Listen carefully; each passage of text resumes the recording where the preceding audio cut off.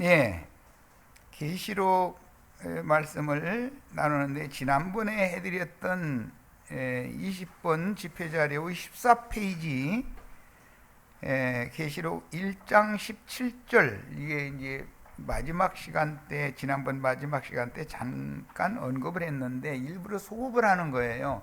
흐름을 잊게 하려고 그러는 거예요. 자, 계시록 1장 17절 말씀 나는 처음이요 나중이니 곧 사한자라 내가 전에 죽었었노라. 여기 죽었다라는 말은 전에 죽었다라는 말은 대속물로 죽었다 그 말이에요. 그 다음에 볼지어다 이제 세세토록 살아있어 부활 생명이다라는 거죠. 이 생명은 히브리서 7장 21절에 보면 아론 반차로는 죽고 멜기세덱 반차로는 다시 사셨는데 그게 무궁한 불멸의 생명력으로 멜기세덱 반차의 대사제가 되셨다. 이렇게 대제사장이 되셨다. 이렇게 기록이 됐어요. 그런 게 부활 생명이라는 것은 무궁한 불멸의 생명력인 것이다. 그것은 하나님의 생명은 죽음이 없는 생명이다라는 걸 염두에 두는 표현들인 거예요. 지금 하는 말은 우리 지체들이 기본적인 성경의 지식으로 다 알고 있으셔야 돼. 볼지어다 이제 세세토록 살아있어. 이게 불멸의 생명력으로 살아있는 거예요. 사망과 음부의 열쇠를 가졌노니, 그런데 이 사망과 음부의 열쇠는 기본적으로 짐승들이 가지고 있었죠.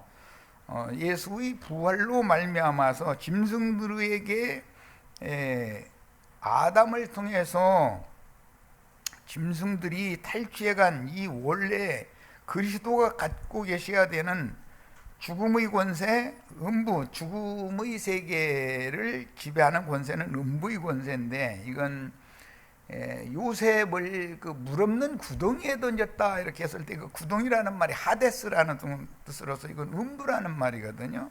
그런데 음부가 두 가지의 권세가 있다. 구렁 2편과 저편의 권세가 다르다라는 걸 아셔야 돼.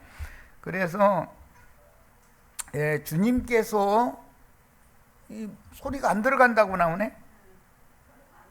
예. 자, 그래서 주님이 요한복음 10장 15절에서 18절 다 같이 참여하신 분들 본인의 성경을 찾아서 읽습니다. 요한복음 10장 15절로 18절 이건 중요하기 때문에 같이 본인의 성경으로 읽는 거예요. 이건 성경 지식을 기본적으로 갖춰야 되기 때문에 시간이 가도 이거 찾아보는 겁니다. 자, 15절로 18절 읽습니다. 아버지께서 나를 아시고 내가 아버지를 아는 것 같으니 나는 양을 위하여 목숨을 버리노라. 그러니까 예수님이 당신의 목숨을 버리는 것과 가룟 유다가 자살해서 목숨을 버리는 것을 잘 대비를 하실 줄 알아야 돼요. 생명의 주인이기 때문에 주님은 버릴 권세도 있고 다시 사실 즉 무궁한 생명 능력으로 다시 사실 권세도 주님은 갖고 계셔요. 그러나 가룟 유다는 그런 권세가 없죠. 자살을 한다고 해도 그 무궁한 생명력으로 다시 사는 권세는 가룟 유다는 없잖아요. 이런 것을 구분을 잘 하셔야 돼. 자, 더 읽어나가겠습니다. 아버지께서 나를 아시고 내가 아버지를 아는 것 같으니 나는 양을 위하여 목숨을 버리노라. 또 이우리에 들지 아니한 다른 양들이 내게 있어 내가 인도하여야 할 터이니 그들도 내 음성을 듣고 알고 보면 죽고 사는 권세가 그리스도의 성령의 음성, 하나님의 음성으로 죽고 사는 것을 지금 예수님 말하는 거예요. 육신은 죽여주는 짐승들에게 맡기지만 그 영혼은 하나님 손에 여전히 있기 때문에 그리스도의 생명은 죽음이 없는 거예요. 자, 이거를 잘 구분하셔야 돼. 그런데 가룟 유다는 육신이 죽으면 그 영혼이 둘째 사망에 들어갈 수밖에 없기 때문에 이 무궁한 생명력으로 육의 몸이 죽어도 무궁한 생명력으로 다시 사실 권세를 가진 예수님과 가룟 유다의 권세는 다르다 이거예요. 지금 하는 말을 잘 이해하셔야 돼. 그 다음에 이 우리에 들지 아니한 다른 양들이 내게 있어. 이건 이방인들을 염두에 두는 말이에요. 우리 같은 사람들이죠. 내가 인도하여야 할 터이니 그들도 내 음성을 듣고, 성령의 말씀, 성령의 음성을 듣는데, 성령의 음성은 작은 책의 말씀을 받아먹고 소화시킨 다음에 또 보내심을 받은 증인들, 추수꾼들이 증거하는 영원한 복음의 나팔 소리를 알아들어야 된다는 거예요. 이것은 영어로 들을 줄을 알아야 되는 얘기예요. 한 무리가 되어, 이것은 유대인이나 이방인이나 다 같이 한 무리로서 그리스도의 몸만으로 구원을 받아야 된다. 그러니까 개인의 구원이 목적이 아니고 실제는 그리스도의 몸인 교회의 구원을 지금 다루는 거예요. 한 무리가 되려면 서로 연락하고 상합해야 되는 것이죠. 나 혼자만 뭐가 되고 이런 것을 가르치는 게 이제 속생명파라고 그러고 영지주의라고 그러죠. 그 뭐 전에 우리 자꾸 그 얘기하는데 수원에 뭐 김아무개라는 그분이 그게 세뇌당해 가지고 그것이 복음인 줄 알고 엉뚱한 소리 했잖아요. 그런데 처음에 들을 때는 그게 굉장히 그럴싸하거든요. 그건 종교인의 가르침인 것이지 영원한 영생을 얻는 진리의 가르침이 아니에요. 이걸 정확하게 잘 구분하셔야 돼. 개인적으로 뭐 신령한 어떤 사람이 되는 거, 이것은 로마교 신부 수녀들이 추구하는 방법이고 개신교계의 모든 목사들이 가르치고 추구하는 방법이잖아요. 그건 종교죠. 그것은 불교나 라마교나 유교나 기독교라는 이름을 하는 거나 실제는 똑같은 거잖아요. 인본주의. 내가 뭐가 되는 거. 그렇지 않아요. 하나님께로부터 구원은 시작이 되어져서 과정도 그분의 손에 다 있는 것이고, 그게 잘하게 하는 분도 그분이고 완성하실 분도 그분이어야 돼요. 나는 다만 믿음으로 그분께 모든 걸 맡기는 거예요. 이것이 복음이에요. 이걸 잘못 오해시키고 와전시키면은 진리 말씀이 혼잡되기 때문에 큰일 나는 거예요. 이 싸움이 보통 싸움이 아니에요. 그 다음에 나는 양을 위하여 목숨을 버리노라. 또 이 우리에 들지 아니한 다른 양들이 내게 있어 내가 인도하여야 할 터이니, 여기 내게 있어 내가 인도한다 라는 말이 얼마나 중요한지를 알아야 돼요. 인간들이 스스로 하나님을 향하여 찾아가는 그런 구원, 자의적으로, 그게 인본주의잖아요. 영지주의 신앙이고, 그게 세상 교계가 지금 지향하고 추구하는 거짓 복음인 것이거든.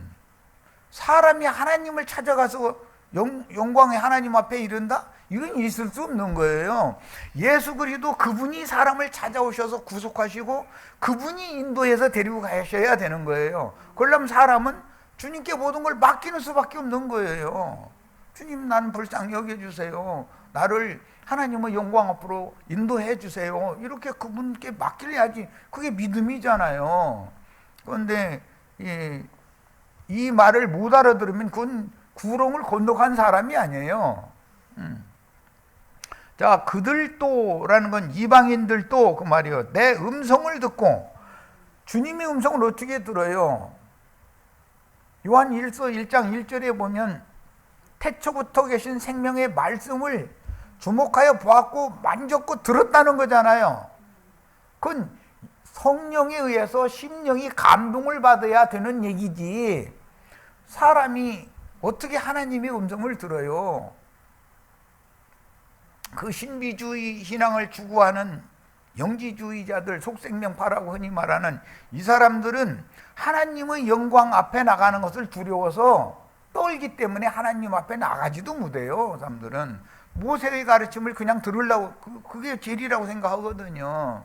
그런데 구약 백성들만 모세의 가르침에 세뇌당해 있는 것이 아니라 신약의 기독교인들도 똑같이 모세의 그 하나님의 영광을 볼 수 없고 등만 보는 신앙을 지도하고 그런 신앙에 심취해 있다는 거예요. 이게 얼마나 지금 내가 안타까워서 계속해서 반복하는 말씀 준 거예요.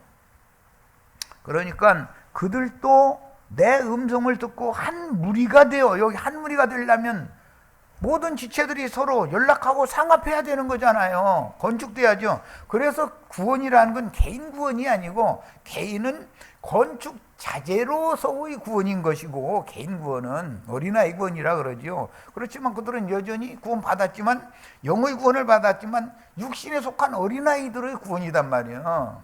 그건 완전한 구원이 아닌 거예요. 완전히 한 무리가 되려면 지체들이 서로 연락하고 상합할 줄을 알아야 돼요. 하나님과만 교제를 하는 게 아니에요. 성도의 교제라는 것이 양면을 정확하게 할 줄 알아야 되는 거예요. 그래서 예를 들어서 교회 중에 구원 얻은 구속받은 성도들은 각자의 은사가 다르기 때문에 누구는 눈의 역할을 하고, 누구는 귀의 역할을 하고, 누구는 코의 역할을 하고, 누구는 입의 역할을 해요. 그런데 그렇게 해서 모든 기능들이 한 몸으로 연락하고 상합해야만 그리스도의 몸을 세우게 된단 말이야. 그런데 가장 큰 은사는 발바닥 은사인 거예요. 그런데 모든 사람들은 눈구멍만 되려고 그래요. 그리고 눈알이 한 몇백 미터 막 튀어나와 있어. 혼자. 그 사람 눈만. 그리고 어떤 사람의 귀는 당나귀 귀로 몇백 미터 늘어나 있어. 혼자 잘난 체하고 저만 잘 듣는데 날마다 뭐 막 보고 듣고 막 해가면서 그 신령한 것 같으죠. 그 사람이 적그리스도라는 걸 알아야 돼요. 교회 중에 탁월한 은사를 가져서 다른 지체들과 함께 온 몸이 고르게, 모든 지체들이 고르게 자라야지.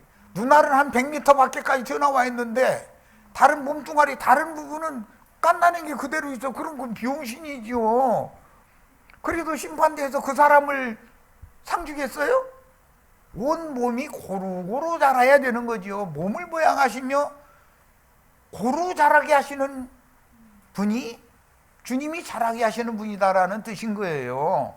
각양의 은사는 달라요. 그런데 제일 큰 은사는 발바닥 은사예요. 섬기는, 온 몸을 지탱하고 섬기려면 발바닥이 되는 걸 좋아해야 되는데 눈구멍 되고 귓구멍 되는 것만 좋아해가지고 잘난 체 하려고 그러고, 그게 은사 때문에 그래요. 탁월한 은사는 있어. 말도 잘해. 그런 사람 치고. 그런데 이것은 하나님이 보실 땐 적그리스도의 영을 받은 거다 이거예요. 이걸 정확하게 아셔야 돼. 그러니까 성경이 말하는 구원이 뭔가도 모르면서 아는 척 하면 안 되는 거죠. 세상 교계 목사들이 가르치는 그건 마귀의 형상과 모양으로 만들어 놓는 거예요. 다 각자 지가 잘났어.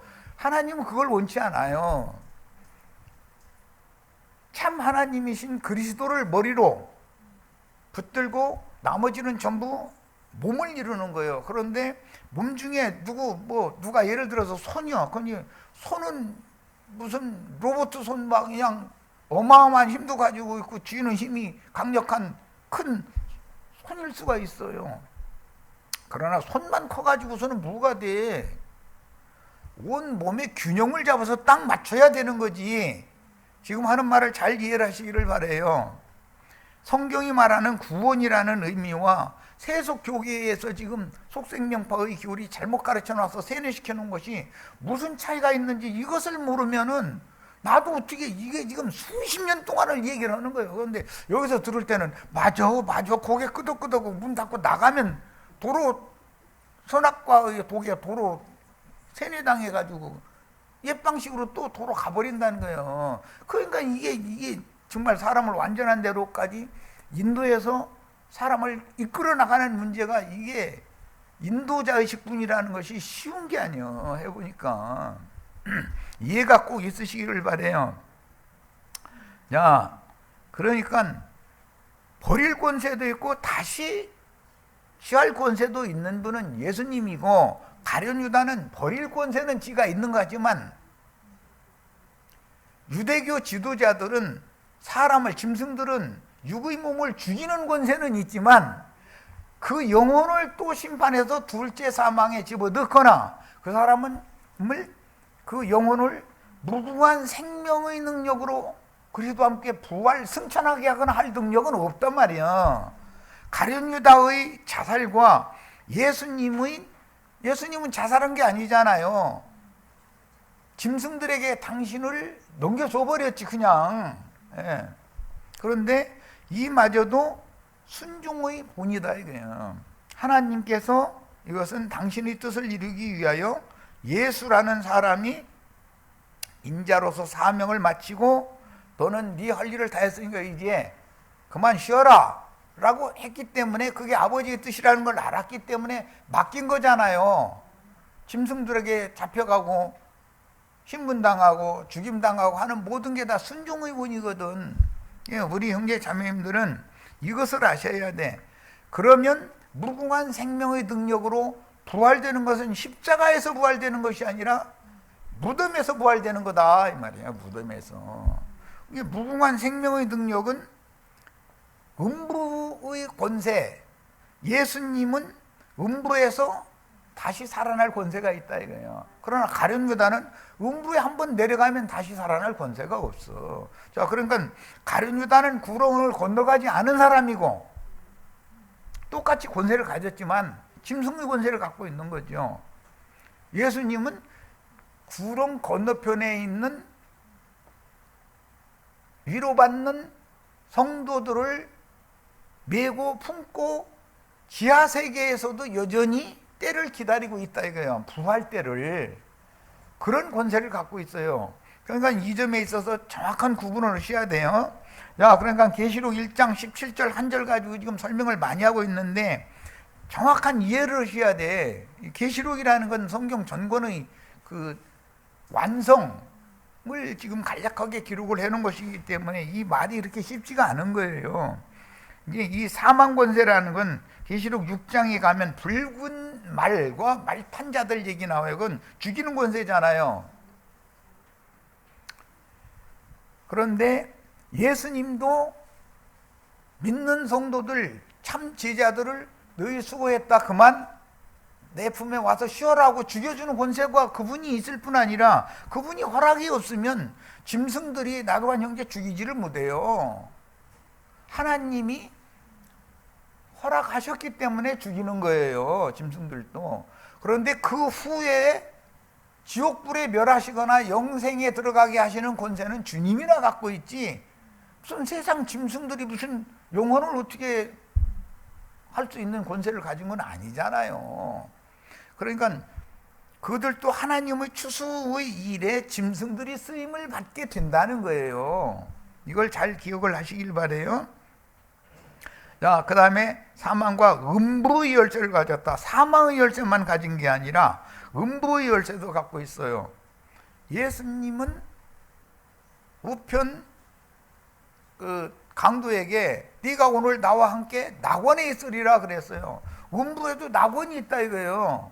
음부에도 불꽃 가운데 고민하는 구역이 있어. 그러니까 짐승들이 음부의 권세를, 사망의 권세를 다 갖고 있지만 그들은 육의 몸을 죽여가지고 불꽃 가운데 고민하는 구역으로 끌고 들어가는 그 권세나 행하지, 위로받는 구역으로 데리고 갔다가 거기에서 첫째 부활로 일어나서 무궁한 생명의 능력으로 부활되어져서 함께 영광에 올라가게 하는 그런 능력은 행할 수가 없다는 걸 구분을 잘 하셔야 돼.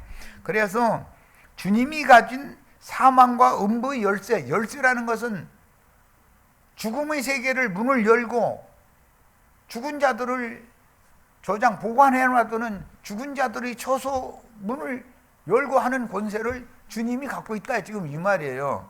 이것은 요한복음 10장에는 이제 양의 문이라고 그랬는데 문지기들은 열쇠가 다 있어요. 이것은 고대 셈족은 부족 간의 어떤 전쟁을 할 때 어떤 성의 문을 깨뜨리기 위해서 무기를 가지고 가서 밀고 들어가야 되는데 문빗장을 깨지 않으면 문이 안 열리는 것이거든. 그것이 유대교 지도자들로 하자면은 모세의 제자를 자처하는 자긍심, 모세가 가르친 의문에 속한 육체의 율법 계명으로 조성된 것이 견고한 못으로 만든 빗장이거든. 그 견관진을 파하기 위해서는 문빗장을 깨야 되는 거예요. 그럼 무엇이 하느냐? 주의 성령께서 그걸 능히 하신다 이거예요. 그것을 리브가를 시집을 보내면서 축복한 말씀에 나오는 얘기예요. 그 말씀을 마태복음 16장 18절에서 예수님이 재인용을 하실 때는 내가 이 반석 위에 내 교회를 세우리니 음부의 권세가 이기지 못하리라 이렇게 인용을 했어요. 그런데 우리 번역에 그런 거예요. 그런데 창세기에서는 리브가를 시집 보내면서 네 후손으로 하여금 음부의 문을 얻을지어다 이렇게 했어요. 음부의 문을 얻는다는 것은 음부의 권세의 문빗장을 깰 수 있는 능력이 리브가의 아들을 통해서 이루어진다. 그에 대한 예언이거든요. 이런 문제에 있어서 이것은 문빗장이 사실은 육신의 생각이거든. 영의 생각, 성령에 감동된 영의 생각은 육신의 생각의 문빗장을 깨부셔버릴 수 있는 거예요. 그럼 죽음에서 생명으로 옮겨지는 거예요. 구렁을 그렇게 넘어가는 거예요. 여기에 대해서 꼭 이해가 있기를 바라요. 이 한 절 해석하는데 시간이 좀 걸렸는데, 자 이제 말씀 읽어나가겠습니다. 본문 말씀은 생명과 사망 그리고 사후세계에 대한 모든 주권, 통치권이 주님의 손에 있다라는 뜻인데, 주님의 세계는 천상세계와 지상세계와 지하세계 만유의 주제이시며 만유 자체가 주님이시기 때문에 그분은 천상세계의 지배자이셔요. 그런데 현재 육신을 짓고 세상에 살아있는 모든 사람들이 지상세계도 주님이 지배하시는 거예요. 엊그제 광화문에 가서 태극기 흔든 사람들 때문에 우리가 이런 모임도 못 갖고 이렇게 같이 피해를 당하고 있는데, 이것도 주님이 허락하심이 없으면 광화문 집회가 없습니다. 전광훈이 교회 그 사람들 왜 그러느냐고, 주님이 그런 인간들을 보내야 악의 무리는 어떻게 역사하는구나라는 걸 모든 사람에게 지금 보여주는 거잖아요. 하나님이 다 허락하셔서 있는 거예요. 그러니까 우리는 하나님이 뜻을 이루기 위해서 하시는 일이다 하고 순종하고 해야지. 어떻게 하겠어요? 우리가 저항을 한다고 해서 이 바다에서 올라온 짐승들이 나도한 형제의 말 한마디나 들어요? 소용없어요. 알아듣지를 못하는데. 딴 얘기까지 했는데, 이런 것이 다 왜 있느냐? 영의 역사다 이거예요. 영의 세계에는 어둠의 권세, 계시록 6장에 나오는 붉은 말, 사망의 세력을 잡은 천사들이잖아요. 그들을 탄 자, 붉은 말을 탄 자 누구예요? 전광훈이 지난번에 얘기했던 황교안이 누구? 무슨 권사? 주옥순이 아주 삼총사 아주 그게 다 붉은 말을 탄 자들이잖아요. 그렇게 하시는 거예요. 그 다음에 음부의 권세 그랬는데, 이제 청황색말이라는 것은 음부의 불꽃 가운데 고민하는 구역으로 모든 사람을 죽여서 거기로 끌고 들어가는 권세예요. 그런데 주님은 불꽃 가운데 고민하는 구역 외에도 쉬는 초소 음부에 낙원이라는 것이 있어서 그것으로 불러내는 역할을 이 생에서 지금 하시는 거잖아요. 사망과 음부 열쇠를 주님이 갖고 계신 거예요. 짐승들도 이걸 갖고 있어요. 이걸 잘 이해를 잘 하셔야 돼요. 자, 이제 추수를 다루는 계시록에서 본문 말씀은 박해당하는 안디바의 영으로 마귀의 세력을 대항하는 진리의 증인들에게 큰 위안이 되는 것은 진리의 증거 때문에 원수들에게 박해를 당하고 죽임을 당하지만 그것마저도 주님의 허락하심이 있기 때문인 것이다. 또 백악관에 어떤 아저씨 천안문 광장 거기 뭐라고 하는데, 중국 거기에도 시 아저씨 러시아의 크렘린 궁전에도 또 어떤 그 사람 이름이 뭐예요? 어쨌든 그 아저씨가 앉아 있잖아. 근데 우리나라도 청와대에 어떤 양반이 지금 앉아 있거든. 근데 그 양반은 좀 너무 답답하고 좀 그러더니 이제는 성질 났더만. 어제 보니까 도저히 안 되겠다 이제 이래가지고 해버리더만. 그러니까 박정희나 전두환이만 포악한 게 아니에요. 모든 사람 속엔 다 그게 있는 거예요. 인내라는 것이 한계점이 있는 거거든. 인계점이라는 게 있거든. 이거 이대로 놔둬가지고 안 되겠다 싶으면은 그 사람은 힘을 가지고 있는데, 경찰과 군대를 동원할 수 있는, 말 한마디만 하면 다 동원할 수 있는데, 그런데 그걸 사용을 안 했을 뿐이지 그 법이 없었던 건 아니지. 국법이 엄연히 정해져 있었지만 그런 걸 함부로 사용하면 안 된다. 그래서 사용을 않다가 이제는 이게 세상 말로 보자 하니까 막 기어붙으니까 이거는 안 되겠다 싶으니까 이제 아직은 뭐 계엄령은 내리지는 않았지만, 그런데도 더 기어붙어 버리면은 참모총장들 들어와 딱 그래가지고 새 참모총장들 중에 누가 이 사태를 안정시킬 건가 해가지고서는, 참모총장은 항시 대통령을 보호하고 수호하는 역할을 하는 사람이잖아요. 그 사람들을 통해서 국군을 통수를 하는 거니까 참모총장들 들어오라고 해가지고 이게 너무 소란해서 안 되겠어. 계엄령 선포해 버리면은 대통령의 권한을 계엄사령관한테 맡겨놔 주거든. 그 말은 군대를 동원해서 그랬다는 뜻은 국민들이 갔으면 총 쏴도 좋다, 포탄 터뜨려도 좋다 그 말인데, 그렇게 뭐 나라가 쑥대밭 되는 거지 뭐. 그 정도까지 가면 이런 것을 잘 아셔야 돼. 짐승들은 권세가 있어요. 세상을 다스리는 권세를 그들에게 필요 적절해 서 그 시대에는 그 사람을 세우고 그 사람에게 그런 권세를 맡기는 거예요. 이런 걸 잘 아셔야 돼. 우리는 사람들이 영혼을 모른 대로 돌아오게 하는 그런 영적인 권세를 받은 분들이고, 다 그걸 다 가지고 있어야 돼요. 이것이 다 말씀으로 주님의 성령의 감동을 받아서 감동받은 영으로 말씀을 대언함으로 이 권세가 집행되는 거잖아요. 그들이 말하는 말이 곧 법이거든. 그게 영의 세계의 법이거든. 바람아 멈추어라, 파도야 잠잠하라, 이게 법칙이요. 말씀을 딱 선포하면 꼼짝못하고 그렇게 되는 거예요 이게. 그런데 뭐 지금 바람 파도 명령을 다 어제 하는 걸 내가 이제 봤는데, 이제는 그런데도 기어부터 그러면 이제는 가만 안 놔둬요. 이런 걸 알아야 돼. 이렇게 오목에 나오면 쌀쌀 빌어. 인간들이라는 게 그렇다니까. 좋게 오면 막 나와서 이 난리를 지기고 우리한테까지 피해를 끼쳐가지고 말이야 집회도 못하게 만들어. 이게 뭐하는 짓들이야 도대체. 그 악의 영들이 그러는 것이거든. 그게 영의 세계거든. 그런데 그 사람들은 그것이 자기네 밥 먹고 하는 일이고 당연히 그렇게 해야 된다고 믿어. 그런데 그 사람 누가 설득한다고 들을 것 같아요? 안 들어요. 그러다 돌아가시는 수밖에 없어. 그래서 마태복음 10장 28절에 몸은 죽여도 영혼은 능히 죽이지 못하는 자들을 두려워하지 말라. 그러니까 몸 죽이는 자들이 그 권세자들도 있죠. 붉은 말과 붉은 말을 탄 자들이 권세자들이 있는 거예요. 그런데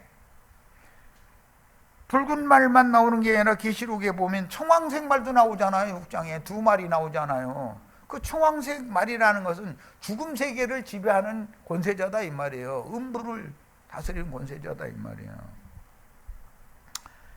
오직 몸과 영혼을 등이 지옥에 멸하실 수 있는 일을 두려워라 그랬어요. 우리는 이런 것을 정확하게 아셔야 돼.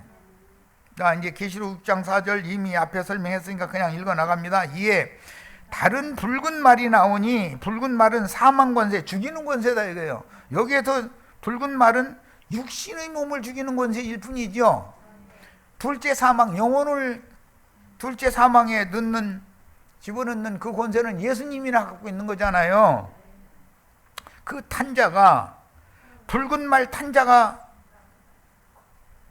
증인들을 다 박해하고 죽이는 자들이잖아요. 유대교 지도자들이요, 빌라도로 상징된 로마의 정치 권세요, 이런 것이 다 붉은 말 탄자들이 하는 짓이잖아요. 자, 허락을 받아서 허락을 해주는 분은 누구예요? 네, 그리스도께서 허락하시지 않으면 전광훈이가 태극기 들고 나와서 흔들으라고 한다고 해서 되는 게 아니에요. 주님이 그걸 허락을 하셨지. 요즘 뭐 보니까 어떤 그 허락, 전광훈이 뭐 감옥에 잘 갇혀도 조용히 있는 놈, 석방은 재판했다고 그러는데 그 사람 영이 그쪽으로 움직여서 그렇게 된 거 아니에요. 그게 하나님의 허락하심이거든. 그래야 이번 사태를 일으켜야 하나님 뜻이 이루어지니까. 허락을 받아 땅에서 그들이 하는 일은 화평을 제하여 버려. 광화문에 수만 명 모이면 그 사람들이 땅에 화평을 제하는 사람들이에요. 땅에 화평을 불러오는 사람들이에요. 이게 뭔 뜻인지를 아셔야 돼. 표상이잖아, 그게. 그런데 온 지구상에 반드시 이것이 이루어진다는 거예요. 온 지구상에.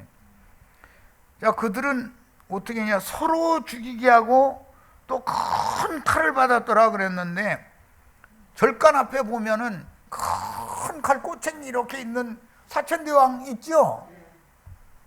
이놈들이요, 이놈들. 그게 절간에다가 어떻게 그 사람들 정신세계가 그래가지고 막 발밑에다가 막 중생들 그거 아비규환이라고 막 짓밟고 말 안 들으면 막 꼬챙이로 찌르고 큰 칼로 막 베버리고 그런 거잖아요. 그러니까 불교에 가면은 사천대왕 발밑에서 아비규환 당하는 거죠. 기독교에 가면 똑같은 거예요. 유명한 목사님들이 다 사천대왕 꼬붕들이잖아요. 잘 생각하시길 바래요. 알아서 하세요. 자, 첫 시간 여기까지서 마칩니다.